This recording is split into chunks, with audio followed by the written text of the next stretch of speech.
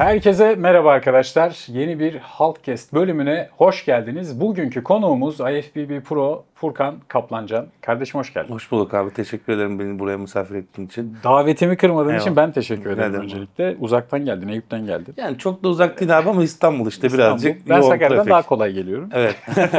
Furkan biraz konseptten bahsedeyim sana. Tabii abi. Halkcast'te senin için ekip olarak biraz soru çalıştık. Aynı zamanda Instagram'dan gelen sorularımız var sana takipçilerimizden. Bir de o mu bu mu ve boşluk doldurma köşemiz var. Tamam. Su gibi akıp geçecek. Sence nereden başlayalım? Ekip sorularından mı Instagram'dan mı? Abi yani normalde nasıl bir sıram Hiç var? ben sana Sanırım benim bırakıyorum. gördüğüm kadarıyla önce ekip sorularını sonra Instagram mı? Bir sıralamamız yok. O zaman nasıl sen istersen bana hiç fark etmez ya. Instagram sorularıyla Tamam öyle başlıyoruz. başlayalım abi. Peki. Hem yağ yakmak hem kas yapmak istiyorum. Bunun için ne önerirsin demiş bir takipçi. Biraz klişe sorularımız. Evet abi. Yani bunun açıkçası şöyle bir şey söyleyeyim. Bence başlangıç haricinde yani spora ilk başladığınız zaman haricinde ve gerçekten anabolik kullanmaya yeni başladığın dönem haricinde çok kolay olduğunu düşünmüyorum. Yani yeni başladığın yani ikisine de yeni başladığın dönemlerde Altyapı bence oluştururken. evet yani mümkün olabilir ama onun haricinde hem yağ yakıp hem kas kazanmak çok mümkün değil. Çünkü ikisi de farklı kalori açıklarında yani birinde fazla kalori alırken birinde de kaloriyi azalttığın dönemlerde olan şeyler. Evet. Hani şöyle söyleyebilirim. Hani yüzde düzenle yapılabilir. Hani lean bulk dediğimiz belki günlük 100-200 kalori fazlasını alarak yaptığın bir dönemde gerçekten kardiyolarını yapıyorsan ve çok iyi antrenman yapıyorsan belki bu çok hani minimal de olsa mümkün olabilir. Uzun bir süreçten bahsediyorum. Tamam. Ama diğer türlü bana bunu böyle yaptığın zaman şöyle mucize bir şey göster dersen Trik bekliyor aslında yani sana. bence çok da mümkün Bir değil. de sosyal medyada şey var ya, parçalı büyüme. Evet. Böyle bir trik var. Yani işte o da birazcık şeyden Biraz sen dolayı. etkiliyorsun insanları. Çünkü sen hep kuru geziyorsun, hep define geziyorsun. Abi şöyle söyleyeyim. Senin yüzünden geliyor bu sorular. Belki de olabilir ama şimdi insanlar onu gördüğü için de soruyorlardı ama şimdi ben de bu hale gelebilmek için bir anda olmadım yani. Şimdi abi 10 senedir spor yapıyorum ve hemen hemen 125-130 kiloyum ben şu an. Hani bu kadar kas kütlesine gerçekten kapanmak da kolay olmuyor. Hani ben istesem de kapanamıyorum Senin desem. motor büyük, yakıyor. Evet sürekli bir de bir hani aşamadan konuştuğumuz gibi çok terliyorum, çok fazla metabolizmam hızlı, iyi antrenman yaptığımı düşünüyorum. Ayrıca hani elimden geldiği kadar kardiyo da yapıyorum ve temiz de beslendiğin zaman böyle çok kolay kapanmıyorsun. Evet. Kapanmak için uğraşırsan yine kapanırsın ama dediğim gibi hani çok düzenli bir şeyler yaptığın zaman çok da mümkün olmuyor. Ama Kesinlikle. şunu eklemek lazım. Bu artık bir 10 senenin sonunda gelmiş bir şey belki. Hani ben de 3. 4. sene off sezon yaptığım zaman benim suratımın ben bu kadar olduğunu hatırlıyorum Pofidik abi. oluyordu. Kesinlikle oluyordu. O yüzden hani birazcık zaman lazım diyebilirim. Metabolizmanın artık buna uyum sağlaması, Kesinlikle. diyet bozsan bile kapanmaması bir zaman sonra mümkün ama senin şu anki rutininde parçalı büyüme denilen şeyi aslında yapıyormuşsun gibi gözüküyor. Anladın mı? Hep Tabii ki. kurusun ya. Evet. Biraz da oradan geliyor onların Aynen soruları. kesinlikle. Ama dediğim gibi hani bunlar böyle belirli net bir şey yapıyorum da böyle oluyor değil. Hani kas kütlesinin Söylemiyor fazla. arkadaşlar. İşte trikleri var, söylemiyor. Yapacak bir şey yok. Peki. Bacak kaslarımı senin gibi nasıl yapabilirim demiş birisi. Ya açıkçası bacakların çok iyi bu arada. Bu arada şunu söyleyeceğim sana. Ekranda yani Instagram'da gözüktüğünden daha büyük duruyorsun şu an. Yani Instagram'da biraz küçük gözüküyorsun. Olabilir storylerde. abi bilmiyorum. Ben şu an gördüğümdeki omuz çatını Instagram'da daha minimal görüyorum. Büyük bir ihtimalle herkes kamerada gözüktüğü gibi gözükmüyor. Evet. Ben de öyleyim ama yani seni şu an karşımda gördüğümde story atıp pump yapıyorsun ya. Evet. Orada daha küçük gözüküyorsun. Abi bunu bana çok söylüyorlar açıkçası. Yani ben Tersini mi söylüyorlar? Yok senin söylediğin Değil gibi mi? nadir insanlardansın. Yani fotoğraftakinden büyük gözüken yani insanlar genelde fotoğraflarda daha büyük gözükür derler. Hani benim için hep böyle biraz daha gerçekte daha büyüksün diyorlar Ya ama da çekim açısıyla mı alakalı? ya belki de abi çok profesyonel belki uğraşmadığım içindir. Uğraş birine oğlum o zaman yani. Birine veriyorum. Orada antrenman yaparken birine veriyorum. Beni çeker misin diye Çok rica yukarıdan minnet. çekiyor olabilir mi? Belki de olabilir abi. Boy Onların kaçtı etkisi var. Furkan senin? Abi ben de yani 1.78 Benle falanımdır. aynı boydasın normalde. Senden biraz daha kısayım 2 abi santim muhtemelen. falan ama civarı. baktığın zaman ikimiz de aynı boylarda olup Evet.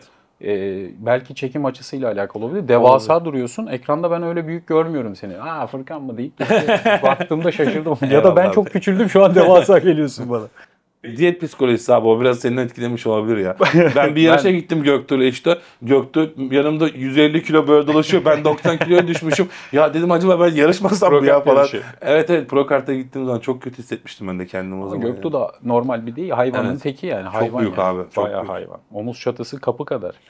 Bacak kaslarını senin gibi nasıl yapabilirim sorusunu Cevaplamak ister Abi misin? istiyorsan sen de aynı soruyu cevaplayabilirsin. Bir farkımız yok. Senin de maşallahın var yani bacak konusunda. Ama hani böyle ben kendi adıma şunu söyleyeyim. Belki sende de aynı şey var bildiğim kadarıyla. Yani biz top oynadık. Futbol oynadım ben de çok uzun süre. Yani belki 8-10 sene futbol oynamışımdır. Oo, sen bayağı Tabii oynadın. bayağı oynadım ben de. Hani benim kendimi yetenekli gördüğüm nadir konular vardır. Mesela ben çok hızlı koşan bir adamdım. Ben de öyleydim. İnanılmaz abi. 10-70 falan koşmuşluğum var benim Oo. 100 metreyi. Bayağı hani Ege Üniversitesi'ne girdim ben beden Şu an ne eğitimine. aşamadasın? Abi şu an yani koşsam koşarım ama koşamam yani. Kapışabilirim seninle kısa Abi sen mesafede. şu an benden hızlı koşarsın. Şu an sen koş geçersin beni muhtemelen. Ben çok ağırlaştım. Sen bayağı ağırlaştım yükseksin abi. şu an. Evet, bayağı ağırlaştım. Ama hani diyet yaptığım bu dönemde hani deneyebiliriz yani. Tamam. Beraber Keyifli aynı olur. kilolardayken Evet, keyifli deneyelim. olur abi. Tamam. İyi bir challenge olur. Alaf'ın videolarında daha az gözüküyorsun. Küs müsünüz? Abi bilmiyorum aslında çok da değil bir sıkıntımız yok. Hep hatta buradan çıkınca yanına gitmeyi düşünüyorum. Evet. Herhangi bir sorun yok. Yok herhangi bir hiçbir sorunumuz yok. Hani o video çok sıklıkla çekmiyor belki.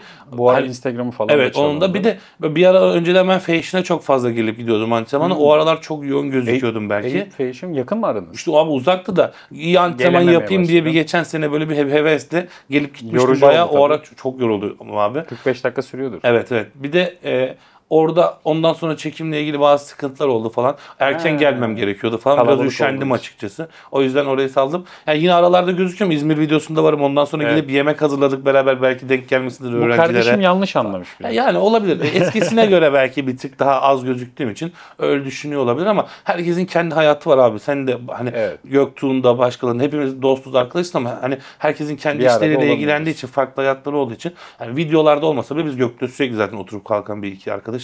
Aramızda Herhangi hiçbir sıkıntı yok. Çok Süper. şükür ya. Natürel olarak ne kadar devam etmeliyiz? Bunun bir süresi var mı? Abi yani ben şöyle söylüyorum. Şimdi bana mesela genel olarak da hep sana da vardı. Çok ilaç kullanmak, çok ilaçla ilgili böyle hani başlamak isteyen gençler, çocuklar Evet. yani yetişkin de olsa hani çok fazla altyapısı olmayan bireyler geliyor. Kesinlikle. Benim söylemek istediğim genel olarak şey oluyor. Yani bir yerden sonra hani onu hissedebilirsiniz ya. Hani ne bileyim hani ilerleyemediğinizi gördüğünüz noktada ben başlamanızı öneririm diyorum. Tam deniz Hani yani. ne kadar ilerleyebildiniz de yani bunu tabii ki şöyle bir şeyden bahsetmiyorum. Yani kilon sabit kaldı. 3 gün 5 gün Başla. başla gibi bir durum değil. Bu gerçekten uzun bir süreç. Bütün Yani herkes başlar o zaman. evet ben kendi adıma ben Türkiye şampiyonu olmuştum. Belki ben daha natürel yapabilirdim abi ben de. Biraz erken başladım açıkçası. Ama şimdi ben ilk yarışımda gittim Türkiye şampiyonu oldum. Biraz şans falan da vardı açıkçası. Boştu yani siklet. Hani Türkiye şampiyon Ve natürel olunca girdin. evet natüreldim. Ya dedim ki hani bende bir gelecek var. Hani bu belli oluyor. Hani bu çocuk benden olacak. Şimdi bundan sonra dedim çok da zaman kaybetmeye galiba gerek yok. Yani çok küçük değildim ama doğal da devam etsem biraz daha büyürdüm açıkçası. Büyüyebilirdim Kaç yani. kiloda yarıştın? Ben klasik yarıştım gençlerde. 73 kiloya düşmüştüm. Bayağı. Ama hani çıkınca yarıştan 95 kilo falan başladım küre. Yani ilaca başladığımda 95 kilo falandım. Rebound'dan sonra. Evet yani bayağı işte dünya şampiyonasına gittik milli takımla. Oradan döndüm falan. 95 kilo falan oldum. Ondan sonra başladım. 107,5 falan olmuştum bir şeyde Blast'ta. Ondan sonra öyle devam etti. Ama dediğim gibi yani bence sabredebildikleri kadar sabretsinler. Hani artık gerçekten ilerleyemediği noktalar. Hatta imkanları varsa natürel bir yarış yapabilirlerse denesinler. Bir doldur boşalt yapsınlar. Bir görsünler. Olimpiya sahnesinde kendini top 6'da görüyor musun ve bunu ne zaman görüyorsun? Abi bunu ben düşünüyorum açıkçası bu aralar.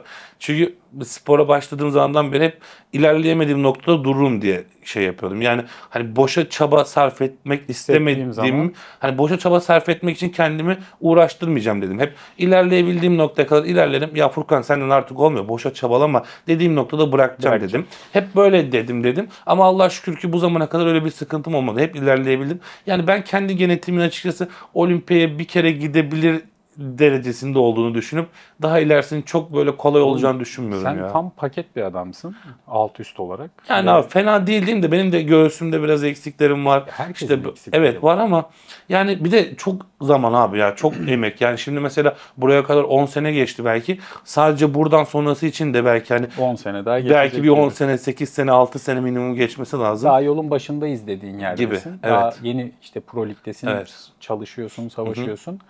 Bence Türkiye'de olimpiyada top 6 yapabilecek 5 parmağı geçmeyecek isim var. Yani abi evet benimki işte ben şöyle bir avantajım olduğunu düşünüyorum. Benim sikletimde bu işe ne kadar emek verirsen karşılığını alabilme ihtimalin Sen biraz şimdi daha Open'a yüksek. geçtin. Evet Open'da yani zamana yenilmezsen, sabırlı olabilirsen bence o başarı elbet gelir. Çünkü vücut gelişimi biraz hani open sikletin de öyle. Çünkü bakıyorsun ki hepsi 34-35 yaşında adamlar. Olgun adamlar. Birazcık sabretmem lazım. Ben de 29'um. Yani bir 4-5 sene dediğin gibi sabredebilirsem belki top 6'da niye olmasın diyorum ama benim ilk düşüncem açıkçası bir kere olimpiyaya hani nasip olursa orada yarışmak.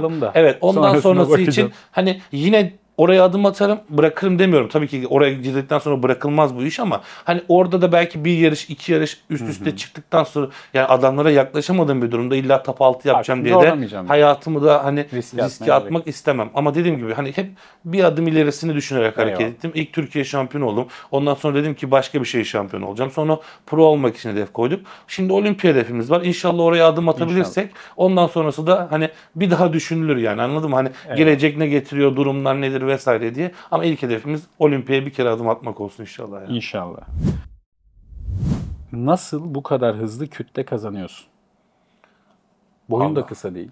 Evet. Aslında ben de onun birazcık dezavantajı olduğunu düşünüyorum. Yani şöyle. Boyuma göre kemiklerim uzun abi benim. Birazcık. Eklem aralığın uzun. Evet. Yani mesela şimdi sen bana göre, sen benden daha uzun bir adam olmana rağmen sen benden daha patlak bir adaleye sahipsin. Bana göre. Ben birazcık daha sana göre daha uzuvlarım da uzun. Mesela senin bacakların falan bile benden daha kısa olabilir gibi hissediyorum. Benim bacaklarım, kollarım, omuzlarım falan biraz uzun. Yani doldurmam hala zaman gerekiyor. Belki onun etkisinden dolayı kütle koymak daha rahat oluyor olabilir diye düşünüyorum. Yani çünkü eklem açıklığı fazla olduğu için o ekleme birazcık daha büyümeye müsait. Büyümeye müsait. Ya tabii ki müsait ama şimdi dolan adaleyi daha da büyütmek çok kolay değil. Ben onu olduğunu düşünüyorum. Yani Anladım. eklem doldukça, o kasın hani eklemin boyu doldukça kas koymak biraz daha zorlaşıyor. Ama şimdi ilk başta bomboşken çok daha hızlı büyüyorsun mantık olarak. Şimdi elbet yavaşlıyor benimki ama ben hala sınıra geldiğini düşünmüyorum. Çünkü senin kadar mesela daha da hala mesela benden kilom senden daha fazla benim mesela. Ama üst vücudum hala senin kadar patlak dolu olduğunu düşünmüyorum. Durmadığını düşündüğüm için. Daha o yüzden belki hani hızlı alabiliyor olduğumu düşünüyorum. Tabii ki bunun yanında hani bu değil sadece. Ben sadece bunun için yaşıyorum abi. Sen mesela birazcık daha iş odaklısın, birazcık daha kariyer odaklısın, birazcık daha şeysin. Bile, evet. Ama ben mesela sadece bunun için yaşıyorum diyebilirim. Hani özellikle pro olduktan sonra son 200 senedir tek hayatım bu yani. Sabah kalkıp kardiyom, eve gelip yemeklerimi yaparım, uyurum, antrenmanıma giderim, 2 saat, 2,5 saat antrenmanımı yaparım, gelirim evde dinlenirim. Yani çok başka bir hayatım yok diyebilirim yani. Bunun çok büyük etkisi var. Hani sırf vücut geliştirme etrafında bunu yapan adam herkes hemen gelişecektir. Kesinlikle abi, hani hata payı yok, anladın mı? Hani yapman gereken şeyleri biliyorsun. %100 doğruyu biliyorsun, uyguluyorsun. Sonuç elbet geliyor yani. Mesajın ne olur buradan? Yani mesajın ne olur? Yani sabırlı olup bildiğiniz doğruları uygulayın olur yani. Başka hiçbir şey yok. Abi dediğim gibi benim 10 sene oldu. Sen de belki daha fazladır. Yani bu işte bence mucize hani dedikleri sordukları gibi hiçbir şey yok. Tabii ki doğrular var. Değişebilecek doğrular var. Antrenmanını geliştirebilirsin. Beslenmeni biraz daha geliştirebilirsin. Ufak trikler sokabilirsin. Ama ne olursa olsun o doğrular belli. O doğruları yani sabırla her gün bir yılın 365 günü belki uygulamak gerekiyor ki hani bir sonraki adımına birazcık daha yaklaşabil yani. Bence başka çok da bir mucize aramaya gerek yok yani bu sporda. Ve tamamen profesyonel olduktan sonra bu şekilde mi ilerliyorsun? Abi gerçekten yani o pro olduktan sonra iyice benim hani kafa kırıldı diyebilirim. Normalde mesela üniversite okurken falan da mesela çok ciddi yapardım ben spor ama hani birazcık arkadaş ortamı olurdu, dolaşırdım, gelişirdim. Yani çok dik yani, tabii ki arkadaşlarım var. Eve geliyorlar, evde oturuyoruz. Arada çıkıp kafeye gitmiyorum değil. Hani sosyal hayatım tamamen sıfır demeyeyim ama hani vücut geliştirmeye çok önem veriyorum. Mesela antrenmandan önce kesinlikle hiçbir şey yapmamaya dikkat ediyorum. Yani o kadar iyi gitmem gerekiyor ki antrenmana. 1 saat uyumam lazım. Ondan önce işte yemeklerimi yapıp öğünlerimi 3 öğün tüketmem. 2 öğüne gitmem mesela antrenmana. 3 öğün yerim. 1 saat kesinlikle uyurum. Anladım. Hani bunlar kesinlikle böyle nokta nokta şeyler var. En iyi hani %100'ümü bildiğim için hani antrenmana nasıl verebileceğimi. O %100'e kendimi hazırlarım. O şekilde antrenmana giderim. Ondan sonra da eve gelip dinlenmeme geçerim genel olarak. Dinlenirim evde. Çok böyle yemeklerimi yerim yine. Hani onun etrafında dönüyor yani. Biz de antrenmandan önce içeride içeriği düzelteyim. Salonun dizaynını antrenmanın ortasında makine tamir edeyim. Evet. Ben hiçbir yarışıma %100 hazırlanamadım biliyor musun? Yani mesela full fokus, her şeyi bıraktım. Hiçbir yarışıma işlerden dolayı bu karmaşanın içinde %60'ı geçemedim. Bak %60 performansın üstüne hiç çıkmadım ama çıksaydım çok başka şeyler olur muydu? Evet, olurdu diye düşünüyorum. Sen benden daha iyi bir ağır siklet olurdun abi. Ben bundan %100 eminim. Yani bu çok hani övmek için falan söylediğim bir şey değil. Eyvallah. Gözle görüyor. Çünkü ben kendimi başladığım zamanı biliyorum. Ben başladığım zaman, ben 73 kilo yarıştığım zaman sen 90 kilo falan ilk yarışını 96 kilo falan ilk yarışını yaptığını hatırlıyorum yani ben seni. Evet. Sen o zamandan beri gerçekten bu iş kanalına Devam bu kadar etseydik. yönelmeyip benim gibi birazcık daha vücut, ama çok da bir manası var mıydı bana sorarsan? Yok açıkçası. Çünkü şu an yarıştığın siklette gayet iyi duruyorsun.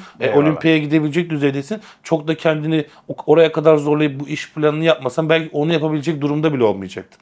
Yani şu an bu iş durumunun sana, hani kurduğun düzenin sana verdiği rahatlık, Tabii ki. bir farklı bir durum. Hani onların hepsinin, geçen gün Göktuğ'a da söylediğin gibi, hani bu kadar yapmasaydın dedim belki Göktuğ, hani diyor ya hani ben bu kadar kilo almasam, ama bunun getirdikleri ne olacak sana diye sormak lazım. Aynen. O yüzden de hani bence kesinlikle hani ben takdir ediyorum yani senin yaptığın konuda. Hani vücut geliştirmeyi sadece vücut geliştirme olarak da yapsaydın belki birazcık daha iyi bir yerde, hani vücut olarak belki ileride olur ama konum olarak ya da iş olarak burada olamazdın. Belki geleceğin daha kötü olabilirdi. Yani bilemiyoruz tabii ki ne olacağını, ama burada önceden şey vardı. İmkansızlık varken tek amacımız vücut kesinlikle geliştirmek. abi, evet, çok Şimdi doğru.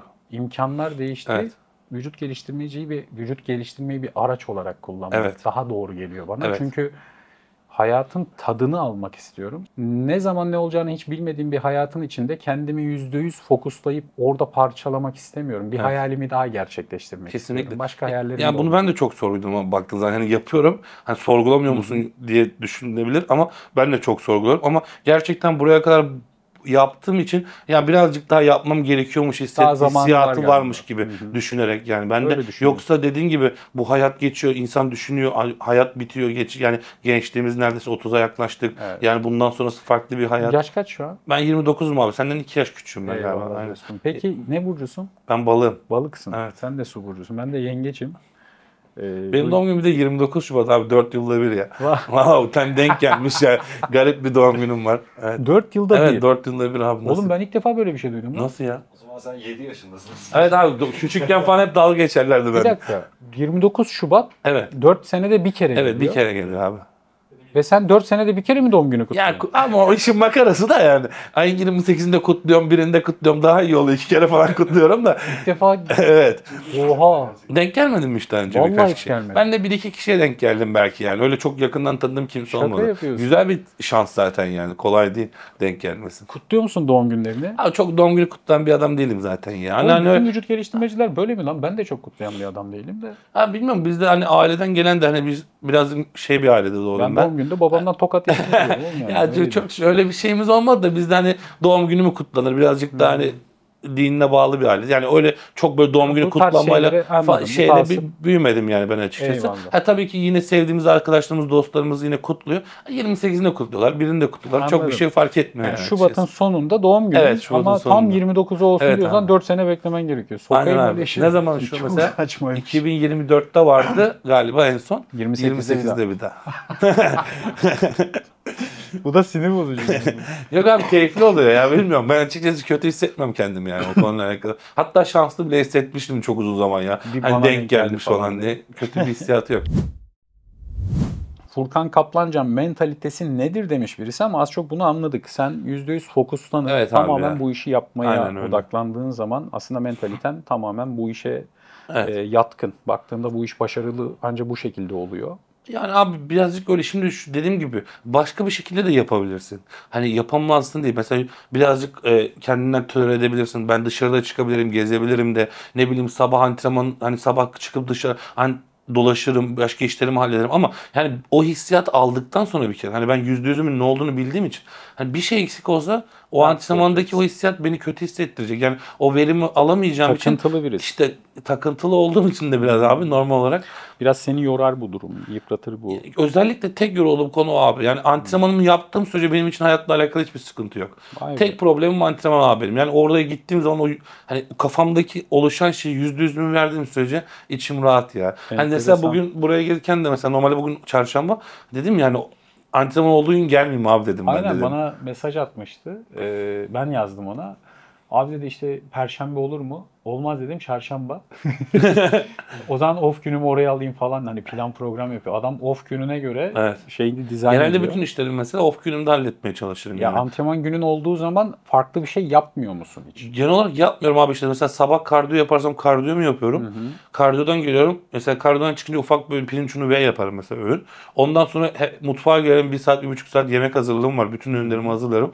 Sonra zaten diğer öğünümü yemem gerekiyor. Onu yiyorum. Ondan sonra uyuyorum. Ondan sonra kalkıp bir öğün daha yiyip antrenmana gidiyorum. Tam yaşıyor. Evet, yani bu Tam tamamen yaşıyor. splitim budur yani gün içinde.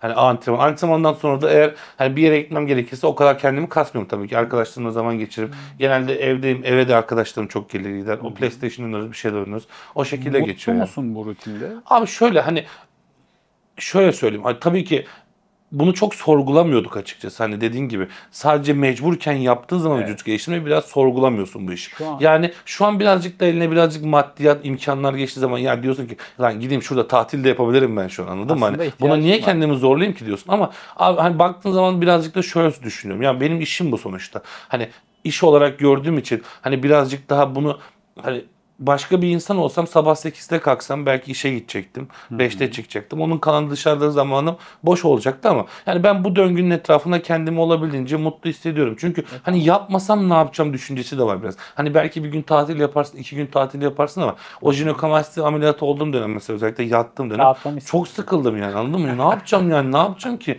Abi bir şey de yapılmıyor. Hani bir gün yaparsın, 2 gün yaparsın. Hobin falan yok mu farklı? Ne bileyim, ben kampa giderim, motor sürerim Abi falan. açıkçası şöyle, hani çok ekstra bir hobim ne diye sorsam bana, yani arkadaşlar daha fazla ağır yok, kaldı. çok antrenman, yani arkadaşlarımla zaman geçirmeyi çok severim. Tamam. Hani onlarla genel olarak zaman geçirebileceğim her şeyi yapmaya okeyim, ama genel olarak çok böyle dediğim gibi hani senin gibi kamp gibi bir şeyim çok yok ya. Yok kamp örnek verdim. Mesela atışa gidebilirsin. Ne bileyim, basket oynarsın. Yani kendini daha geliştirmek istediğin, at binmek olabilir. Bir şeyler yok mu farklı? Çok abi, işte dediğim gibi o kadar zaman ayırabilecek çok bir şeyim olmadı. Yani bu böyle işi bu kadar çok yoğun yaşadığın için zaman ayıramıyorsun. Evet abi, kesinlikle ondan olduğunu İstiyor musun düşünüyorum. ayırmak? Ya abi zaten hani dediğim gibi hani olsa zaman ayır. Mesela benim günlük 6 öğün yemem gerekiyor ya mesela. Tamam. Ama ben 6 öğünü mesela gerçekten yemek için zaman ayırıyorum. Mesela her öğünü yarım saat bazen yemem gerekiyor. Yarım saat sürüyor yemem mesela. Evet, zor yiyorsun. Anladın mı? Zorlu. Ona bir zaman ayırmam gerekiyor. Onun için başka hazırlıklar yapmam gerekiyor derken hani bu döngünün içinde dediğim gibi genel olarak çok da böyle acayip zaman bir kalmıyor. hobi oluşturabildiğim dediğim bir zaman açıkçası gerçekten yok yani.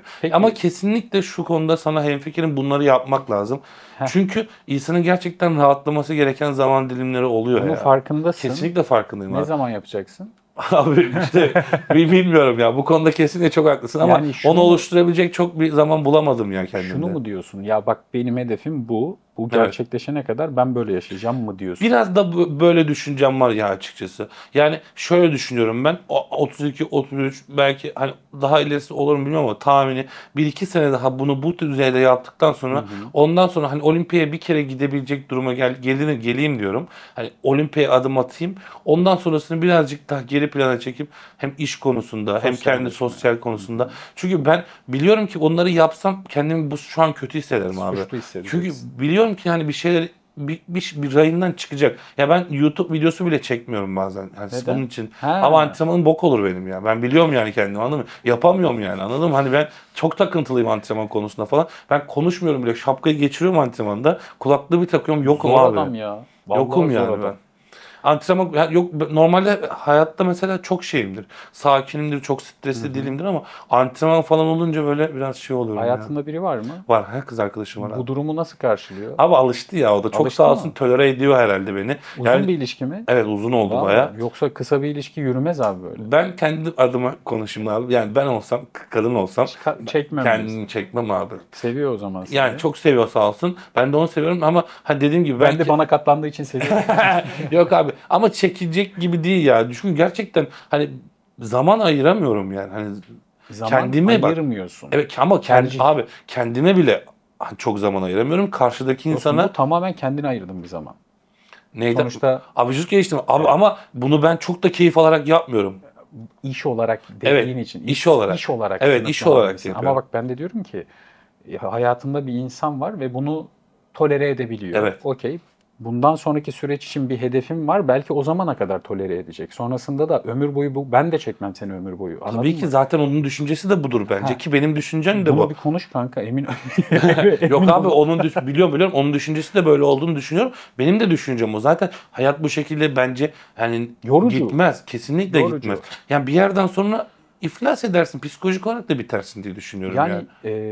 Ben senin bu kadar zor ve takıntılı olduğunu bilmiyordum. Hı hı. Seninle böyle çok uzun muhabbet etme şansımız olmadı. Evet abi. Ama bir yandan helal olsun, tebrik ederim Hı. diyebileceğim bir durum. Evet. Bir yandan da keşke hobilerini de şu an bunu yapabiliyorken hayatına sokabileceğin, Evet.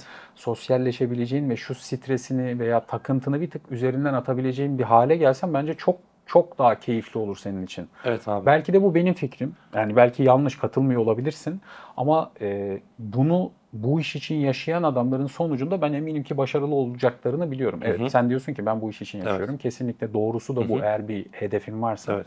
Ama benim de hedefim var. Yani baktığın zaman ben de bir hedef peşindeyim ve para kazanmadan hayallerimi gerçekleştiremiyorum. Tabii ki abi çok haklısın. Ben zaten başta söylediğim gibi bence seninkini yapamak daha mantıklı. Ama sen bunu çok önceden planlayarak Evet. getirdiğin için. Ama şu an benim bunu tekrardan kurabilmem, benim hayatıma biraz nokta koymam gerekiyor. Yani sıfırdan bazı şeyleri şimdi mesela... Oğlum sen çok iyi bir noktadasın. Hayır ondan bahsetmiyorum abi. Şimdi mesela bunu geri plana alıp vücut geliştirmeye Önceliğimi geri plana alıp diyorsun. anladın mı? Mesela şimdi sen en başta belki 6-7 senelik bir planlamayla bunu yavaş yavaş inşa ettiğin bir noktada buradasın. Ama ben şimdi o noktada belki %10'lardayken bunu tekrar %100'e çekebilmem şu an kolay Çok değil zor. benim için. O öbür taraftan birazcık kısıp onu koymam lazım. Yani dediğim gibi hani evden bile anlıyorum. antrenmandan önce evden çıkmak bile benim için bir sorun olduğu Plan için. program yani. Anladın mı?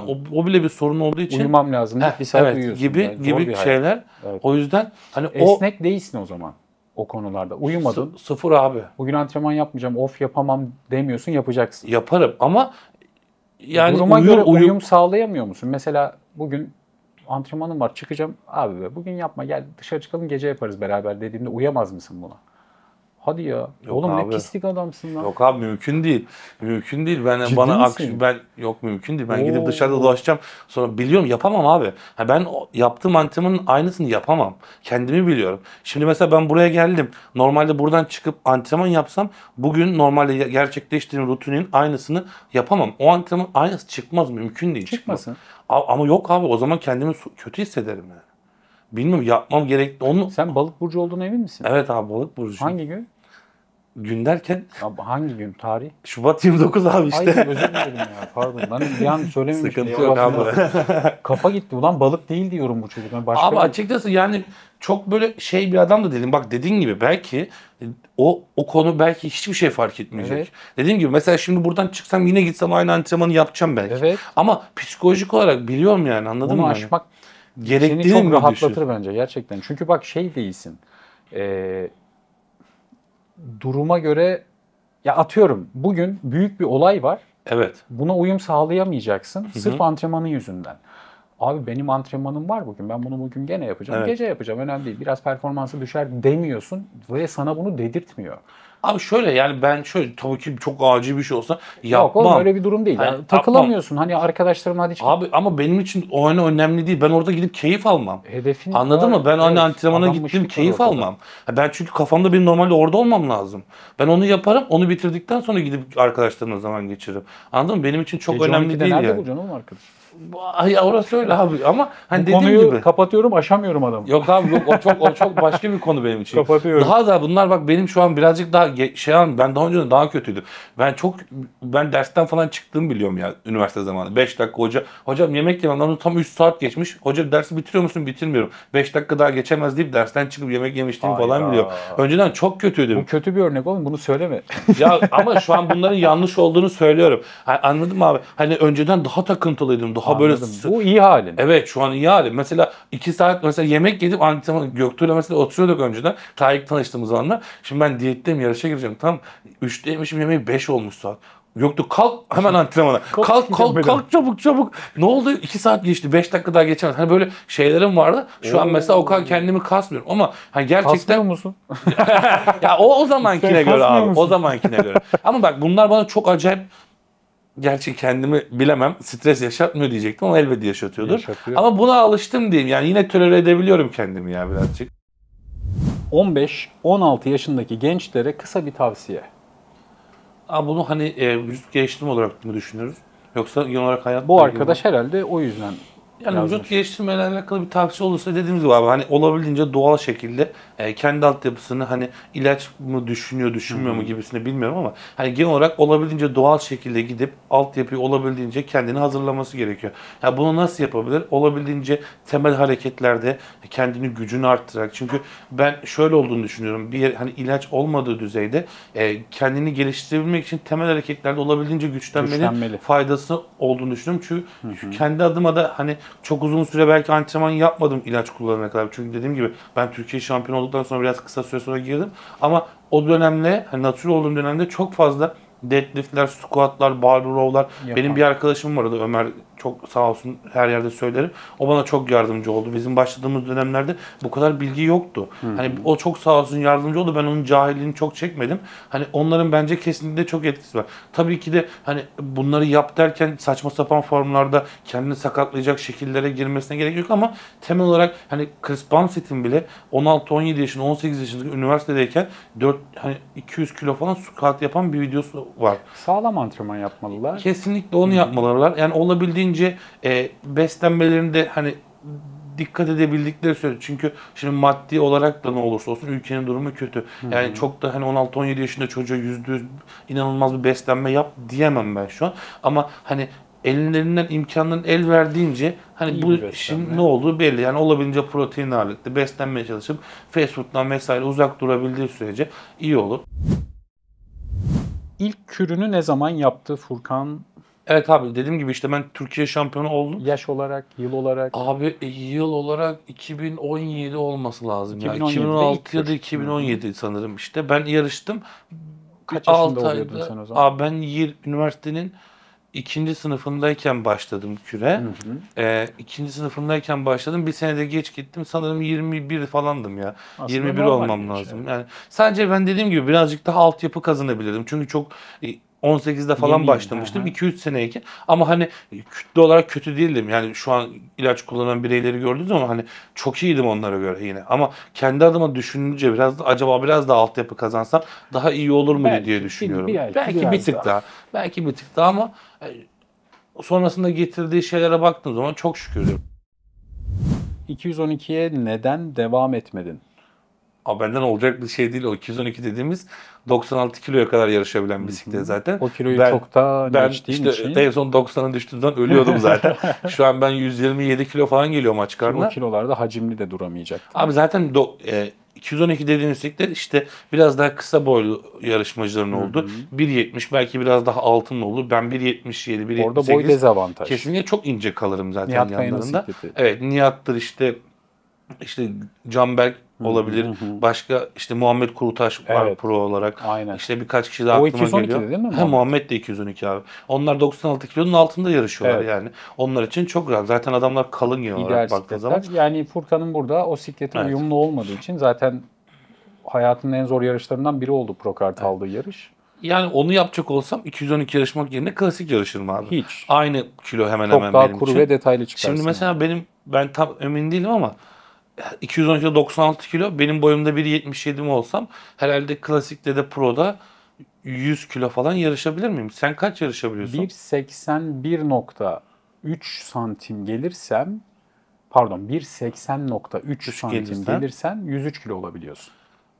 Klasikte. Anladım. Ama o zaman ben de 99. 99 falan. Onun altı 99'da kalıyor. Ben anladım. 1.5 santim esneme yapıyorum. Evet. 1.81 veriyorum boyu. Anladım abi. 103 olabiliyorum. Yoksa 99'a yarışacaktım. O yüzden esneme olaylarına Yani girdim. ben de dediğim gibi hani o 212 yarışma kafam olsa, yani o kilolarda yarışacak olsam klasik yarışırdım. Hemen hemen aynı şeye denk geliyor. Doğru. Ki ama klasik de olmaz benden yani. Kilo vermeye çalışırken çok zorlandığın bir diyetten bahsediyordun. Evet. Bize biraz o dönemden bahseder misin? Abi işte genel olarak başlarken anlatmıştım. Ben bir yarış tecrübesi yaşadım. Hani Avusturya'da yarıştım. Kötü bir, hani oraya ben de kendim hazırlandım. Tamam. Son haftaya kadar her şey çok iyiydi. 90 7 kilo falandım herhalde. Hı hı. Sonra son hafta böyle işte o yarışma hazırlığının son haftaki stresi, acaba ben yapabilecek miyim? İşte ne yapsam? Hani Herkesin yakalandığı şey İşte aslında. o kafadaki o ne olacak soru işareti, şimdi başkası hazırladığı zaman seni ne Olmuyor. derse yapıp en azından rahat kalabiliyorsun. Onu tecrübe ettim sonraki yarışlarda. Ki hatta öncekilerde de beni hep Ömer hazırlamıştı, demin söylediğim arkadaşım. Hı hı. Hani o kafadan çok bir sorunum olmuyordu. Ama o birkaç yarış işte onun çok büyük eksikliğini hissettim. O yüzden ondan sonra orada biraz sıçtım açıkçası. Sıçınca kalıma yazdık. Son bir aylık süreçte de zaten o iki yarış arasında 3 hafta 1 ay vardı yoktu. Kalım da beni çok tanımadığı için Kısa vadede yaptım. kısa vadede, tabii kısa vadede olduğu için kalımda iyice daha da kurutmaya Anladım. çalıştı beni. Zaten boştum. İyi boş olan adama birazcık daha kurutma, bir de bir tık uyarıcılar verdi bana. Hani normalde çok benim Daha hızlı zaten düşürdüm metabolizmam hızlı Bir benim şey. zaten. İyice beni yok etti. Hatta kas yaktırdı bana yani. O yüzden bayağı zorlu bir süreçti. Peki Furkan Kaplancan şu an maddi gelirini nereden sağlıyor? Abi genel olarak koçluk, uzaktan eğitim. Online eğitim Evet. yapıyorsun. Nasıl gidiyor işler? Çok şükür abi. Hani acayip böyle kurumsallaştığım, senin Hı gibi hı. çok böyle üzerine düştüğüm bir şey olmasa da Ya genel olur, olarak bugüne de olur, niye olmasın? tabii ki dediğim gibi Şu an abi, fokuslandığın şey başka. işte bu zaten dediğim gibi hani ben çok istedim. Hani onu da yapmak isterim. Hani belki ileride birazcık daha nasip olur bilemem ama hani dediğim gibi bunun için birazcık daha vücut geliştirmeye geri plana çekip belki birkaç ay sırf bunun üzerine oturup, dediğim Önceliğinin gibi değişmesi tek başına da lazım. olacak bir şey değil. Yanına bir güvenebileceğin birilerini Tabii alıp ki. belirli bir sistem kurmak, bunun etrafına ne olursa onlar da yapsa, senin bunların başına durup onlara bir şeyleri hani nasıl yapılacağını, bir şeyleri koordine etmen, zaman ayırman gerekiyor. Aynen öyle. Ben az önce bahsettiğim gibi hani antrenmandan önce hiçbir şey gerçekleştirmiyorum, uyumam lazım falan tribinde olunca bunlara çok zaman kalmıyor. Ama tabii ki de yine elimden geldiğince haftada mesela off günlerimde mesela kesinlikle bir günümü mesela hep öğrencilerime ayırırım. Kardiyomu yaptıktan sonra bütün gün evde öğrencilerimle Okey. istişaremi ederim, konuşurum, işte değişikliklerimi yaparım. O şekilde elimden geldiğince onlarla ilgileniyorum yani yine. Furkan Kaplancan'ın olmazsa olmaz kullanması gereken 5 kullanılmasını önerdiği 5 supplement nedir? Yani supplement olarak hani bana sorsa biri hani supplement alayım, kesinlikle elzemi. Ben ilk yarışımda, natural yarışımda abi BCA bile kullanmadım, biliyor musun? Hiçbir şey kullanmadım. Bunu şöyle düşün soruyu. Önereceğin en önemli 5 supplement. Şöyle, bu vitamin grubuna girerim muhtemelen Tamam. birazcık Ne daha abi fazla. onlar? Yani omega olur. İşte D3, K2 olur. İşte C vitamini olur. Tamam. Magnezyum olur, ZMA'sı olur. İşte ikisi Tamam. şey 4, olur. 5 et. Onlar da yani biraz oradan vitamin grubundan bir şeyler koyarım diyeyim, 2-3 tane. Ayrıyetten hani supplement olarak da bakarsak vitamin dışında, yani eğer ihtiyacın, mesela çok protein tozunu da kullanan bir birey değildim ama son zamanlarda kas kütlemin artmasıyla ihtiyacım olan protein miktarı arttıkça Alamıyorsun. kesinlikle ben protein tozunda ihtiyacımız olduğunu düşünüyorum. Çünkü önceden çok korkulan bir şeydi. Zamanla bu biraz yıkıldı. Kesinlikle ben çok büyük bir zararında olduğunu düşünmüyorum. Spora ilgi duyman nasıl başladı? Abi şöyle, benim lisede bir tane arkadaşım vardı. O sporu yapıyordu. Ben kaçıncı sınıfta? 3. sınıfta bir ay gittim. Biraz bıraktım ondan sonra. 4. sınıfta asıl başlamıştım lise sonunda. O arkadaşımı görünce başladım. Yani şu an ben kendimi gördüğümden daha büyük görüyordum onu. Kolları falan 38 falandı galiba o zaman. Ciddi size'lıydı yani. Sen kaç kiloydun o zaman? Abi ben 80 kilo falandım. Çok zayıf değilim ya ben de. Hani bacaklarım falan benim biraz kalındı vücut futboldan dolayı. Çok zayıf bir çocuk değilim ama o böyle 100 kiloya yakındır muhtemelen. Bir tık da boyu da 83-85 bir çocuktu. Hani ciddi anlamda böyle farklı bir şeydi. Farklı bir şeydi yani. 38 santim kadar. Evet, ama o zaman çok bambaşka bir şeydi. Ama sonra ben bir spora başladım. 2 ay gittim, bana böyle diyordu. Sen ne yapıyorsun Ne ya? kullanıyorsun Ne falan. kullanıyorsun? 2 ayda benim gibi oldun falan filan demeye başlamıştı. Barek de onun adı da, buradan Birinden selam söyleyeyim. etkilenerek başladı. Evet abi.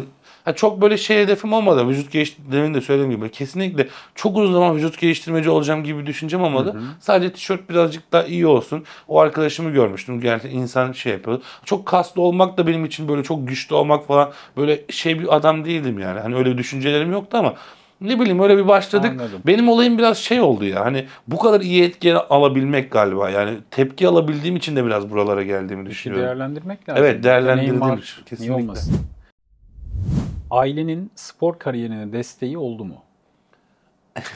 Abi şöyle söyleyeyim, yani destek Köstek olmadılar açıkçası çok şükür ki. Ama destek olacak da hani gidip yarış dediklerini hatırlamıyorum. Yani hatta uzun süre bunu niye yapıyorsun artık bırak Çok işte kişide bu böyle işte ben de zaten. BES'i okuyordum. Beden eğitimi öğretmeni ol. Boş ver vücut geliştirmeden ne yapacaksın gibisine düşünceler vardı. Hatta hani ben futbol oynarken de ben şimdi biraz da çalışkan da bir çocuktum aslında öncesinde. Çembertaş Anadolu'da falan okudum. Geçmişim falan ortaokulda falan bayağı derslerim iyiydi. İşte mühendis ol, işte bir şey ol. Tam şey kafası. Evet o Garantici. kafadalardı. Evet garantici hala Devlete evet, sırtını daya kesinlikle oğlu. evet o kafadalardı. Yani çok spor açıkçası tabii spor yapmama engel olmadılar çok sağ olsunlar. Ellerinden geldiği maddi imkanlarını da bana yardım hani spor yap diye değil de hani hayatını devam ettirdiği üniversite okurken de yardımcı oldular sağ Ne olsun. güzel. Annem mesela çok Allah razı olsun ilk başladığım zaman yemeklerimi hep o yapmıştır. Genelde O çok anneler- büyük destek göstermiştir yani bana. Anneler Ha genelde. mesela annem yapmasaydı yemeklerimi muhtemelen ben hani onu hiç kazanamamış olup belki üniversiteye gittiğim zaman hiç devam Alışkanlık ettiremeyebilirdim. olmayacak. Kesinlikle abi. Hani annemin çok büyük faydası olmuştur. Ha, o beni çok sevdiği için belki sporla alakalı olduğundan değil de hani ben istiyorum diye sağ olsun yaptı yani yemeklerimi. Profesyonel olma kararını ne zaman aldın?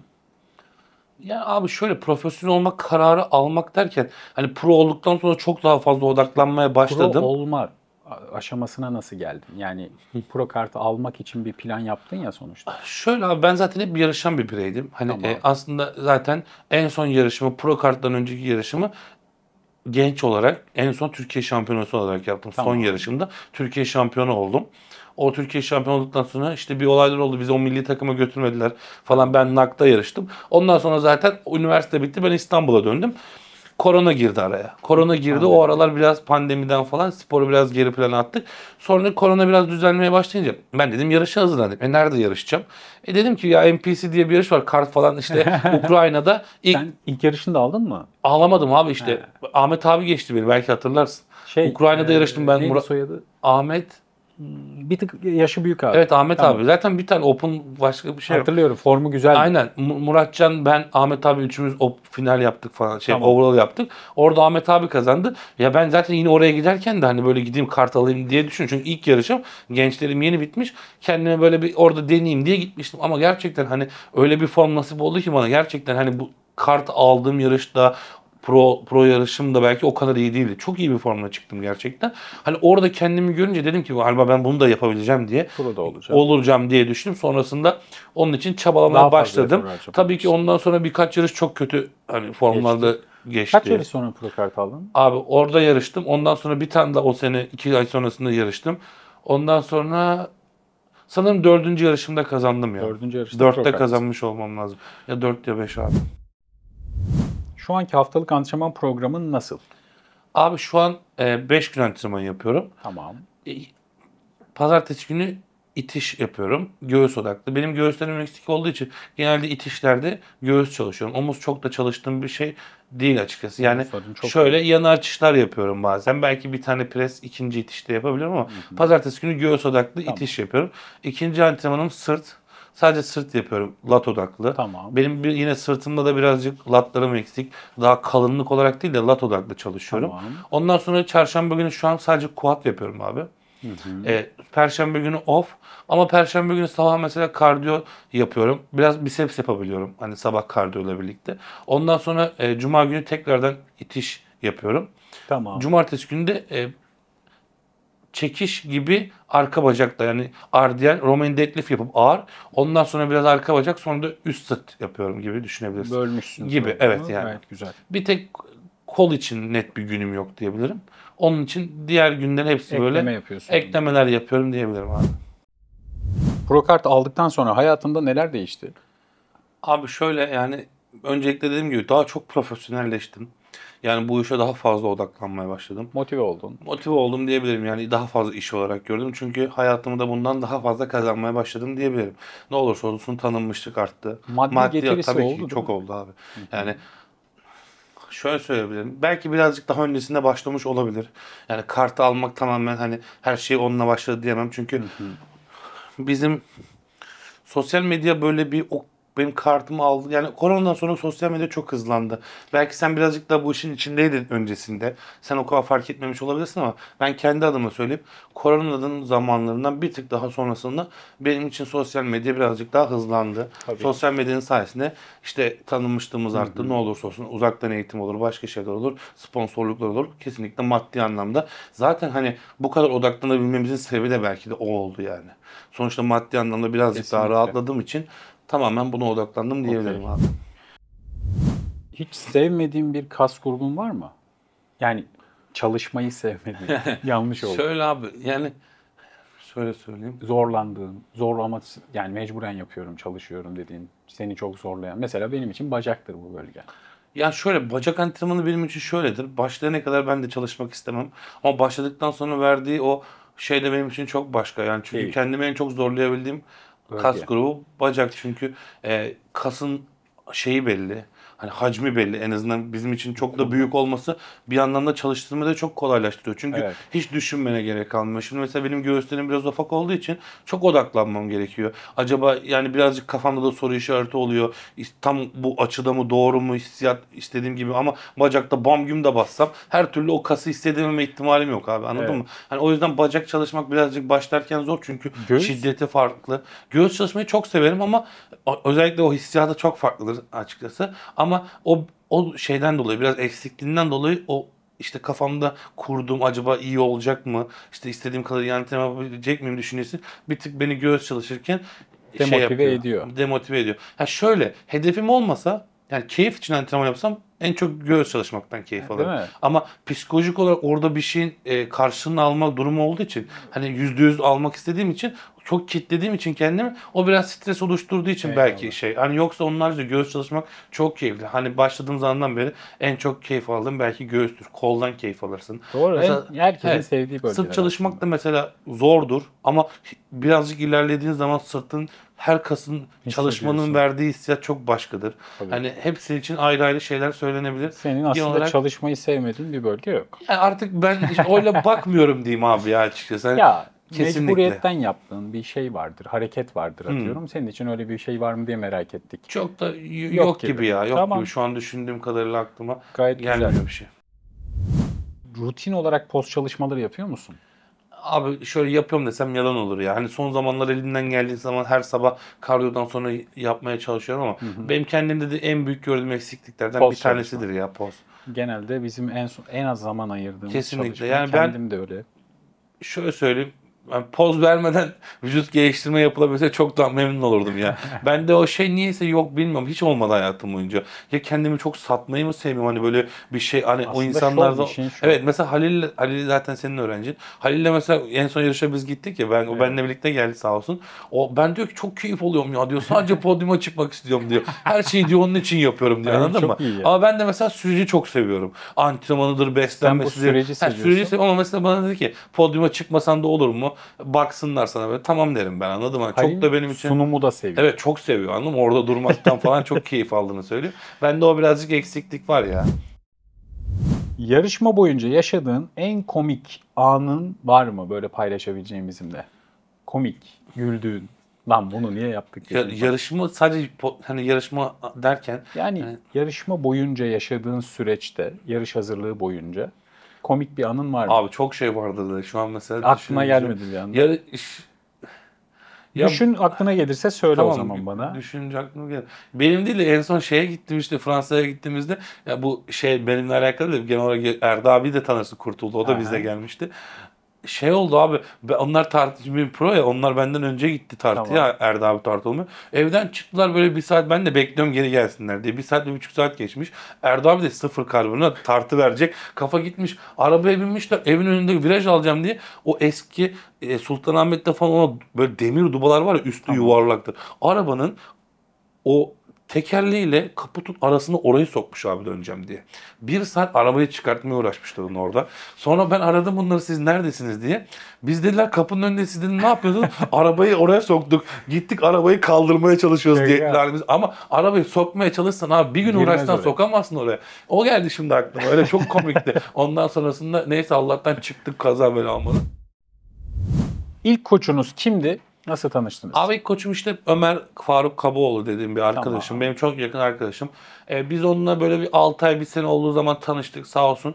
O böyle gerçekten, o da hani ben biraz takıntılıyım. O ağır kırık bir çocuk yani. Gerçekten ve kafası da çalışan bir adam. Hani hem kafası çalışıyor hem de vücut geliştirmeyi biraz seviyor. Bunları hem bilimsel olarak hem de böyle antrenman olarak, yani ben kimse böyle antrenmanlar yapmazken işte negatiftir, poz 3 saniyede yavaş yavaş bıraklar, 1 saniye ileride tutlar, bunları bana yaptırdığını hatırlıyorum. Yani işte temel hareketlerin önemi, 6 tekrarlar, 8 tekrarlar, bunları hep yaptık. Hepsinin böyle tempolarını falan bana çok gösterdi. Bunların çok büyük faydası oldu. Zaten dediğim gibi o ilk NPC yarışıma kadar belki hani orada da yine istişaremiz oldu. Güray abi de sağ olsun yarışma.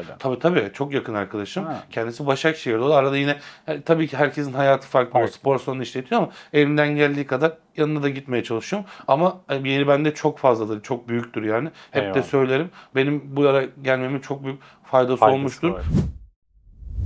Spor dışında kurduğun bir hayalin var mı? Yani spor dışında derken, vücut geliştirme dışında hayal derken abi yani böyle çok kalabalık olmayan bir hayatım olsun isterim. Yani bu şu İstanbul kalabalığının dışında. Seviyor musun İstanbul'u? Yok abi ya, sevmiyorum. Buralı mısın sen? Ben buralıyım derken doğma büyüme buralıyım. Tamam. Aile buralı değil, Zonguldak'tayız. Buralısın o zaman. Ama buralıyım. Sadece 4 sene falan İzmir'de okudum ben üniversite. Ondan sonra tekrar döndüm. Yani ilk zamanlarımız, belki ben İzmir'e gidene kadar İstanbul güzeldi. Ama sonra döndükten sonra bu zamana kadar giden süreçte artık gerçekten hani çekilecek gibi değil. Yani çok karmaşık. Kimin hani insanların birbirine saygısı yok. Genel olarak karman çorman, çok trafik. Yani birazcık da sakin bir yerde. Kendim belki mesela spor salonu açmak nasip olur. İnşallah. Bir şey olabilir. İşte kız arkadaşım olur, deniz olur, sahil olur. Böyle ne güzel hayallerim var. Yani bunlar böyle için... şöyle. Tabii ki abi bunlar zaten var. Bu hayatı bu şekilde sürekli yokmuş yaşam. Gibi yok abi öyle değil ya. Öyle değil mi oğlum? Ben mi yanlış? Yok abi o bunlar kadar. Yokmuş gibi konuştum ben de. Kesinlikle öyle. Şu an benim içimde bulunduğum durum, ben sadece şu an kendi yaptığım işin en iyisini yapabilmek için hani takıntılı durumdayım. Onun haricinde dışarı baktığım zaman bu hani bir kafada bir adam değilim. Ya en doğru benim yaptığım iş, dışarıda bir hayat yok gibi düşüncem yok. Kesinlikle ben yaptığım işin çok mantıklı olmadığını da farkındayım. Oraya gelme. Ben orada değilim. Ben şuradayım. Spor dışında hayallerin var. Tabii ki var. Bunları yokmuş gibi. Yok var abi, olmaz ama yurt dışında mesela kendim elimden geldiği kadar birkaç defa yarışlara kadar gittim ama hani onun yarış haricinde gidip her yeri gezmek çok isterim. Mesela. Yani hayatta insanın yani yapabileceği çok nadir şeyler vardır zaten. Bence kesinlikle dünyayı gezmek bunlardan bir tanesidir. İkincisi de çok sakin, çok fazla insanın olmadığı, kendi sevdiğim birkaç tane insanın olduğu. İşte spor salonu işletme, orada birkaç, yani başka bir iş de olur, spor salonu da olur. Ne olduğunu çok önemi yok. Kendini severim ya. Ben çok kalabalık, çok fazla insan seven bir adam da değilim yani. O yüzden izole kaçtım biraz buralardan. Bence çok mantıklı bir hareket yaptım. Evlilik planın var mı? Abi şu an yok ya. Çok hazır hissetmem açıkçası kendime. Sen yani, hiçbir zaman hazır hissetmeyeceksin gibi mi? Değil mi? Bilmiyorum abi. Ya şöyle söyleyeyim yani şu an yaptığım işi düşündüğüm zaman bu kadar ben gerçekten hani dediğim gibi çok zaman ayıramıyorum başka şeylere. Yani mesela çocuğum olsa diye düşünüyorum. Sevgilin izleyecek, biliyorsun değil mi? Abi biliyor ki ama o da benim hayatımın farkında. Yani o da mesela tabii o da mesela şu an için bana böyle bir teklifte bulunacağını düşünmüyorum. Anladın mı? O da benim ne olduğunu biliyor. Hani onun da bence düşüncesi kesinlikle bu sporu birazcık daha geri plana attığım zamanlarda belki de onun için de sabrediyor bana şu an diyebilir yani, anladın mı? Yani işin şakası biraz ama. Yorum olarak alta belirtebilirsin yengecim. Evet. Biz Furkan'a iletiriz durumu. Abi genel olarak baktığın zaman çünkü zor bir hayat yani. Hani karşındaki insana zaman ayırman lazım. Zorlaştıran sensin. Ya abi şöyle, evet zorlaştıran benim ama bu şekilde olmasının daha doğru olduğunu düşündüğüm için belki şu an öyle. Ben sadece evlilikle ilgili planım var. Yani şöyle daha hazır hissetmiyorum abi kendimi ya. Başka bir sorumluluk gibi geliyor bana ya. Büyük sorumluluk gibi geliyor ya. Ama mesela benim de öyle bir korkum vardı. 30'una kadar kesinlikle evlenmeyi düşünmüyorum dedim. 30'una girdiğim an evlendim. Ve keşke daha önce evlenseydim dedim ama. Çünkü doğru birini bulduktan sonra, aynı kafa yapıda olduktan sonra neden bekleyelim ki? Zaman geçiyor. Vücut geliştirme sektörünün geleceğini Türkiye'de nasıl görüyorsun?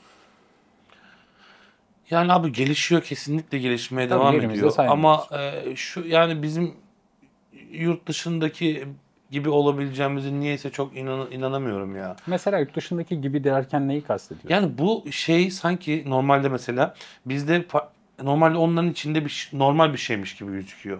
Yani spor yapan bireyler de sporda bizde farklı bir şey. Hani dışarıdan insanların bakışı bile böyle, anladın mı? Kültür yok çünkü. Evet, kültür olmaması kötü. Yani zamanla evet birazcık kazanıyor. Şu anki belki şu an 16-17 yaşındaki gençler büyüdüğü zaman belki bu biraz daha oturabilir. Evet.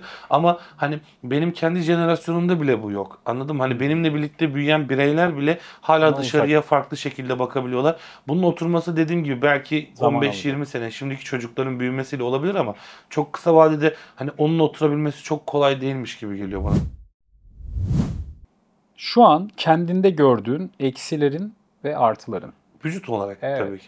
Ya ben göğüslerimin çok eksik olduğunu düşünüyorum. Bu benim için genel olarak genetik, başladığım günden beri en büyük eksimdir. Tamam. Yani bilmiyorum sebebi nedir ama diğer bölgelerimle çok alakası yok açıkçası. Yani onlar kadar iyi olsaydı, demin sorduğun ilk soru vardı ya, olimpiyada top 6 yapar mısın? Onu kesinlikle yaparım derdim yani. Büyür ama zamanla yani daha evet tabii ki kalınlaştıkça dolmaya başlıyor ama yani bilmiyorum, onu da artık nasıl süreç gösterir.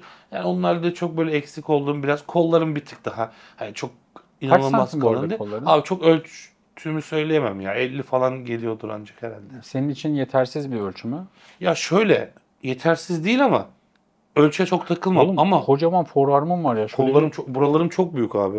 Bence ondan küçük duruyor kollarım. Buralarım o kadar büyük değil. Bundan forearm büyük olabilir diye onu küçük belki gösteriyor. Şunu bir sıksana, merak ettim. Nereye abi? Forearm'ını, bileğini. Oğlum şöyle yapsana bir. Oğlum çok büyük lan. Evet abi, biraz büyük bilekler. Çalışıyor musun? Hiç yapmıyorum abi. Ne kadar gelişmiş. Evet. Yani seninle konuşurken arada gözüm bileğine kayıyor. Lan diyorum hani ben de bileğim büyük ama diyorum çocuğum kocaman bileği var ya. Bilmiyorum niye öyle oldu. Şöyle açsana bellerini.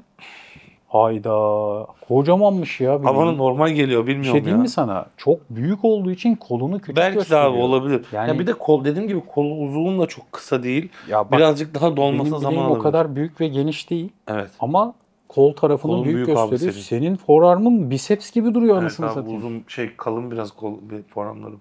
Bir sıyırsana kolunu. Oğlum bütün emeği oraya harcamışsın gibi duruyor. Harbiden. Olabilir. Kocaman duruyor bileğin. Olabilir. Peki niye o kadar geliştiler? Abi bilmiyorum ki, belki de dediğin gibi hani genetik olarak var. Belki de çalışmalarda birazcık da alıyordur. Kolunla aynı santim olabilir orası, farkında mısın? Birazcık daha küçük abi ama dediğin gibi çok geliyor? Yakın. Hiç ölçmedim abi. Bileğini hiç ölçmedin? Hiç ölçmedim abi. Ölçelim mi? Ölçelim abi. Bileğini merak ediyorum. Bak bisepsini. Evet. Kolum 50 gelse o da 45 falan gelir herhalde. 45'i geçer. 45 mi? Benimki gelir oğlum. Çok bilmiyorum saçma abi ya. Oha, çok orantısız bir şey var ortada. Evet, yani büyük bayağı. Bileği bisepsinden büyük geliyor şu an bana. Bir de bende çok takıntı var abi. Antrenman yaparken, hareketleri yaparken çok oynarım ben böyle. Stabilizasyon için açıyı tam tutturayım da biraz kırıklık var bende. Ben makinede o falan da. Mi belki de acaba ondan mı olabilir? Özel olarak bir çaban oldu. Vallahi hiç yapmadım abi. Şu anda da çalışmıyorsun. En son ne zaman çalıştın? Hatırlamıyorum ki. O kadar. Hiç bilek yapmadım hayatım boyunca. Hiç ve yapmadım. Böyle geliştiler. Evet, kalplerim de mesela benim gariptir. Kalplerim de çok büyük. Eşofmandan dışarıda patlıyor. Hiç yapmam mesela kalp. Çok nadir. Yani onu biraz yapıyorum yine. Ama mesela spora başlarken de mesela çok iyiydi kalplerim. Çok enteresan ya. Genetik abi işte biraz. Mesela göğüs çok çalışıyorum ama olmuyor. O da mesela. O çalışmadığım bölgeler. Vay arkadaş. Maalesef. Şimdi bak, Furkan'ın bileğini ölçüyorum. Oha. O kadar değilmiş lan. 42 Furkan. Doğrudur abi. Bisepsler kaç? Abi ölç istiyorsan ondan. Hadi onu da ölçelim gelmişken. Her gelinkini ölçüyoruz. Arkadaşlar gelin ölçelim. Önemli değil. Evet. Furkan'ın en tepeden alalım. Kaç kardeşim? 49,5. Doğrudur abi. Pump 52-53 gelir mi? Yani herhalde 51-52 falan. Ben çok ölçmüyorum ama dediğim gibi 50 falan gelir dedim. O civarda. Tam ölçü atmışsın. Hı. Kolun 40 kaç dedim bisepsine? Forearm'ına? 45 dedim ama gelmedi o kadar. Oğlum 50 duruyor, 50. Yani abi çok şaşırıyorum bileklerine. O yüzden hayranlık duydum şu an. Kocamanlar. Bu arada görsel olarak çok iyi. Evet. Yarışmacı olarak dezavantaj. Evet, bildiğin bisepslerini küçük gösteriyor. Evet abi. Yani şikayetçi misin bu durumdan? Abi açıkçası yani dediğim gibi çok da böyle beni kötü hissettiren bir durum olmadı ama hani genel olarak belki dediğin gibi kollarımı küçük gösteriyordu. Hakemler feedback verdi mi hiç? Yani çok öyle bir olmadı ya. Benim genel olarak göğüslerinden ben feedback alıyorum. Yani göğüslerim birazcık daha büyük olsa daha olur gibi bir düşüncem var. Ya. Ben bilmiyorum, şu an çevremdeki vücut geliştirmecilere baktığımda bilekleri bana büyük gelen tek adamsın şu an. Olabilir abi. Gerçekten yani bileklerin Sen enteresan. peki çalışıyor musun kendin adına? Hayır, hiç çalışmıyorum. Sen de mi çalışmadın? Yok. Ki benim bileklerim de yeteri kadar büyük aslında Abi baktığın baktığında. zaman şu an ben mesela bakayım senin bileğin benden büyükmüş gibi hissederim ben. Ama değil işte. Senin bileğin işte, bana büyük geldiyse dostum evet. ben büyüktür o. Çok dışarıdan anlaşılmıyor o kadar. İnsan kendine alıştığı için sürekli. Sen alıştın. Sana Evet. artık normal geliyor ama Evet. ben seni şu an bu kadar yakından uzun süre maruz kaldım. İlk dönem oldu ve Gece bileklerimi görme abi rüyamda da. bileklerin kocaman geldi bana kardeşim. Nazardan saklasın Amin, Allah, amin, gayet cümlemiz. güzel. Günlük rutininde olmazsa olmaz 3 şey. Antrenman öncesi Uyurum. uyku derim abi. Duş alırım. Antrenman öncesi uyku. Tamam. Antrenman için çok iyi hissettirir. Onun haricinde kardiyoda elimden geldiği kadar yapmaya çalışıyorum. Yani yapmıyorsam da o gün demek ki yapmamam gerekiyordu gibi. Yorgun hissediyorsun. Yani bacak mesela olduğu zaman yapmıyorum Tamam. falan gibi bir durum var. Onun haricinde diğerleri de öğünlerimi tamamen tamamlamak mı diyeyim? Her ne günün diyeyim? aynı mıdır böyle? Fix abi ya. Önümüzdeki bir yıl içinde yarışma hedeflerin neler? Abi şöyle şimdi ben off sezonun içindeyim. İşte ameliyat olmuştum. Tekrar başladım. Şu an bıraktığım halime geri geldim diyebilirim çok şükür. Bir iki ay daha birazcık daha bu off sezonu devam ettirip yazın bir dinlenme yapıp ondan sonra yazın sonuna doğru işte Ağustos, Eylül gibi tekrar başlayıp ya onun sonunda böyle senenin sonuna doğru yarışmayı düşünüyorum. Ya da onu da off sezon olarak planlayıp sonrasında bir ara verip tekrardan 2026'nın başlarında böyle yaza yaklaşmadan yarışırım diye düşünüyorum. Çünkü benim birazcık daha yarışmam için kas kütlesi koymama ihtiyacım var. O mu bu mu köşesine geldik. Biz senin için o mu bu mu köşesinde gıdalarla yaptık bunu. Sporcularla yapmadık. Badem ezmesi mi fıstık ezmesi mi? Abi uzatayım mı yoksa direkt cevap vereyim mi? Direkt cevap ver. Tamam. Badem ezmesi. Badem ezmesi mi baldo pirinç mi? Yine badem ezmesi diyeyim. Yok, şöyle yapalım o zaman. Burada yağla karbonhidratı karşılaştırmayalım. Çünkü pirinç olarak pirinç evet, desem baldo dediğin baldo için. mu basmati mi var burada? Ben karıştırdım. Badem ezmesi sordum. Tamam. Şimdi badem ezmesine, fıstık ezmesine, badem ezmesi Evet. geldik. Baldo pirinç mi, basmati pirinç mi? Baldo abi. Patates mi, tatlı patates mi? Tatlı patates. Galiba. Seviyorsun değil mi tatlı? Son zamanlarda ekledim abi. Son bir senedir Airfryer'de ben çok çok güzel iyi oluyor. oluyor. Abi fırında da denersen fırında O da da çok güzel iyi oluyor. oluyor. Çıtır Fırında, çıtır oluyor. evet fırında bayağı iyi oluyor. Abi senin de şu an yemek konuşmak çok iyi olmadı ya. Çok güzel oluyor. Bir an düşündüm. Unuttum ben seni. Kırmızı et mi, tavuk mu? Abi ya hep çok tavuk yedim uzun süre. Şu an kırmızı etle ikisini karıştırıyorum ama tavukçuyum galiba ya daha fazla. Yani sıkılmasam. misin? Ya abi kırmızı et biraz yorabiliyor bir Kıyma? tık daha. Et ya kıyma çok böyle sadece kıyma olarak yaparak yemeyi sevmiyorum. Tamam. Ya köfte yaparım ya da yağsız kuşbaşı alıyorum şu ara. 1 saat 1,5 saat güzelce haşlıyorum Lokum onu. gibi oluyor. Güzel oluyor. Bayağı o şekilde yiyorum. Tabii ki eti yemek daha keyifli ama çok uzun süre tavuk yedim. Bir de vücut geliştirme için tavuğun birazcık daha hani etin sindiriminden dolayı birazcık daha oldu, safe Tavuk- olduğunu tavuk- düşünüyorum ya. Herhalde. Tavuk diyorsun. Pirinç unu mu, gainer mı? Pirinç unu. Ananas mı, muz mu? Muz abi. Harbi mi? Abi ben ananas da yiyorum açıkçası. İkisini de. Mesela de yiyorsun. şu an Ama söyledikleri muz genel ağır olarak basmış. hepsini hep muzcuyumdu ya geçmişte. Yani şu an sorsam belki ananas da ister canım ama muzun yeri ayrıdır ya. Muzun yeri ayrı yani. Peki boşluk doldurmalara geçiyoruz. Şimdi Furkan, boşluk doldurmalarda ilaç da var, gıda da var, Tamam. hormon da var. Şimdi ilk boşluk doldurma sorumuz bu. 4 harfli ve bu bir ilaç dediğim an bileceksin gibime geliyor.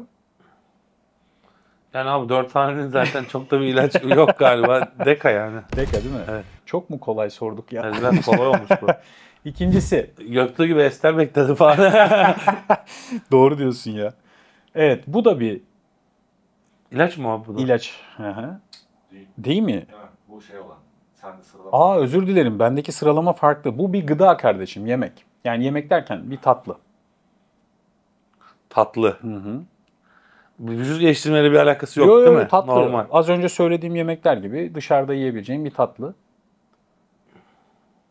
Daha örnek verirsem. Abi o kadar dışarıda tatlı yemiyorum ki herhalde. Bir dakika dur. Ne olabilir? Tatlı deyince ne gelir aklına abi? En çok sevdiklerinin arasında ne var? Abi baklava olabilir. Burada öyle bir şey yok. Ee, Yani olamaz. gerçekten şu an bunu bilemeyeceğim galiba. Sen direkt Bilememen iyidir benim için. Supplement vereceğim. Bilemiyorsan bir düşün. tatlı. Sen tatlıyla çok aran yok galiba. Abi yerim de hani böyle çok da aradığım bir şey değil açıkçası. Yani mesela dışarıda yemek yiyecek olsam genelde tuzlu falan yiyorum ama hani tatlı hani o şeyde yok. Önceden vardır ya bizde hani diyet bozamaz şeker yeme falan tribi de yok açıkçası artık. Bozarım Hani bozsam yerim ama şu an gerçekten aklıma Tamam artık. gelmiyor ya. Bence Söylüyorum. siz söyleyin abi. Dondurma. Ya abi en sevdiğim şeydir biliyor musun ya? Tatlı deyince hiç öyle düşünmedim İlk ama. aklıma gelen- Ama hiç öyle düşünmedim. Tatlı deyince böyle Ama daha tatlı grubuna giriyor şekerli, ya işte dondurma. sütlaçtır. Abi zaten tatlı da hiç aklıma gelmedi. Yani ben böyle birazcık da ağır En çok tatlılara sevdiğin şey gittim. dondurma Ya, mı? birazcık Tatlılar arasında. değişti değil mi? Değişti demeyeyim ama eskisi kadar yemiyorum belki ama Tamam. önceden spora başlamadan önce kışın ortasında falan bile sürekli dondurma yiyen bir tiptim Değil ya. mi? Çok severdim yani. Şimdi yine yiyorum ama o kadar eskisi kadar değil. Yüz Peki. geçtiğimin sayesinde O zaman bir olmuş abi. supplement hediyesi var buradan. Bu nedir? Bu bir Bu ilaç mı? bu bir saniye. Ha tamam. Bu bir hormon. Hormon. Evet. Ben bu konuda çok başarılı olamayacağım abi galiba. Şey hormonu ya. Sende de var, bende de var. Hatta kadınlarda da var. Östrojen mi diye baktım değil. Ee, Tamam. O ama hani östradiol olarak yazmışsınız. Tamam okey abi. Ben direkt çok mu östrojen detay veriyorum ya? direkt östrojen olarak diye baktım. Tamam, Direkt estradiol. aklıma gelmiyor ama östradiol olarak yazmışsınız. Tamam, o zaman diğerine geçelim. Bunu bildi ya. Tamam hadi bildi diyelim. Evet, bu nedir? İlaç mıdır abi? Evet. Yani nedir? Ha pardon, ilaç mıdır diye mi sordun Yok sen? ilaç mı bu? Bu bir ilaç evet.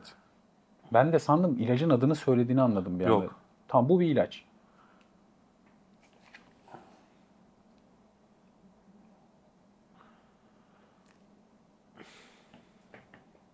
Nandrolon gibi bir şey düşünüyorum şu an. Diğerlerinin Değil o değil değil mi? Ya O de değil. deka çıktığına göre zaten o değildir. o değil. Harf verir misin? Burada harf verirsen Çok fazla bilir. çok fazla gerek yok abi. Ben şu an hepsini koysam zaten yerine bir bulurum ama Bulur, biraz bulur. testosteron Düşün, değil. sesli düşünebilirsin. Testosteron değil diye Değil. düşünüyorum. Boyleron Ya değil. üçüncü harfi ne olan bir şey. Bu bir ilaç ismi bu arada. Yani genel bir isim değil. Hani şey değil. Tabletler değil. Hani tek bir ilaç ismi ve bence senin sevdiğin de bir ilaç. Ding. Abi gerçekten bulamıyorum ya. Bilmiyorum ben. Ya bilirsin ya. Çok basit abi zaten. Normalde ne olabilir ki? Ne olabilir? Ne olabilir? 5-6 tane ilaç var zaten ya. Böyle çok akla gelmeyecek bir şey mi? Yo aklı. Oğlum şu an kullandığım bir şey. Benim mi? Evet. Eğer bizi yemiyorsan Abi süremiz doldu kardeşim. abi sen söyle. Genetropin. He abi. Ya. Hiç öyle düşünmüyorum ya. Ben bu genetropin mesela direkt aklım Boldononat falan filan Enjeksiyonları gidiyor. ama Enjeksiyonlar. o zaman bu sefer sana Evet. şey desem GH Bak. türevi desem tak Ha ben diye bilmiyorum bileceksin. bu işleri. Yani çok bir şey Oğlum ne var? İlaç falan Eğleniyoruz ben şurada. anlamam abi. Nereden anlayayım ya? Sonuncuya geldik. Naturalim ben zaten. Bu bir... Ya biz de naturaliz. Bu da bir hormon ama aynı şey gibi estradiol gibi vücudumuzda üretilen bir hormon. Çok kolay aslında. Bunu şak diye bilmen lazım. Sonu L, üçüncü harfi R. Ya ben bu konuda hiç başarılı olamadım ya. Ya bir koy başına harfi. Bir şey koy. Abi zaten çok zor olduğunu düşünmüyorum. Şimdi söyleyince diyeceğim ki yine nasıl bilemedin diyeceğim muhtemelen ama. Bir tane harf vereyim. Vereyim mi? Dur abi verme ya. Bir tanesini de kendim bileyim bari ya. İki tane supplementimiz var değil mi? Az önce ikini de bilemedi. Oo, Furkan'dan iki tane geldi. Bunu bir tane harf veriyorum. Abi söyle bakalım. Z.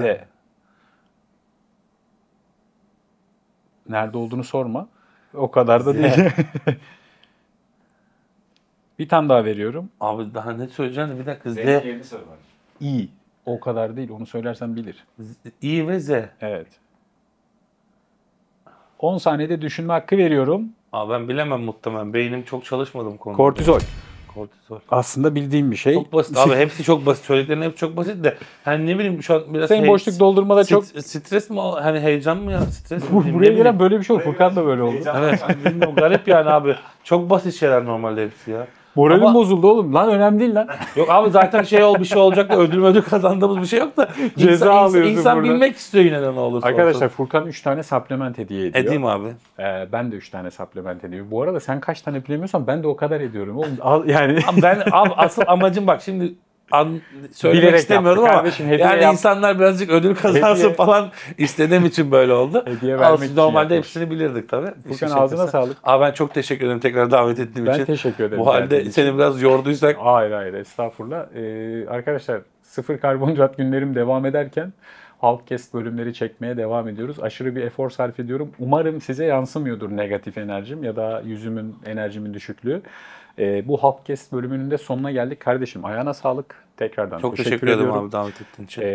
Burada bu videoda da 6 tane supplement hediyemiz var. 3 tane Furkan'dan 3 tane benden gelecek. Bu videoda kanala abone olmanız ve videonun altına yorum yapmanız yeterli olacak çekilişe katılmanız için ve biz de yorumlardan seçtiğimiz kişinin yorumunu beğenip yanıt vereceğiz, çekilişi siz kazandınız diye. Adres bilgilerinizi alıp size kargolarınızı göndereceğiz. Bu da bizden size hediyelerimiz olacak. O yüzden videonun altındaki yorumları takip etmeyi unutmayın arkadaşlar. Bizi izlediğiniz için teşekkür ederiz. Yeni bir Halkcast podcast bölümünde görüşmek üzere. Kendinize iyi bakın. Hoşça kalın. Görüşmek üzere.